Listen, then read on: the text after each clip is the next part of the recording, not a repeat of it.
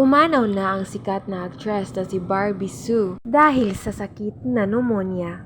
Nagbakasyon kasi sila ng kanyang kapatid sa Tokyo at doon niya nakuha ang flu na nag-trigger paroon sa pneumonia. At dahil nagka-pneumonia siya, hindi nakayanan ng kanyang katawan nang siyang dahilan ng pagpanaw niya. Si Barbie Sue ay 48 years old lamang sa kanyang edad sa pagpanaw niya. Minahal natin si Barbie Sue dahil sa pagganap niya as Sanchay sa Mature Garden noong 2001 na talagang tumatatak sa ating puso't isipan ang karakter na Sanchay. Mula sa drama na Mature Garden. Marami ang tagahanga na nalungkot dahil sa maagang pagpanaw niya dito sa mundo.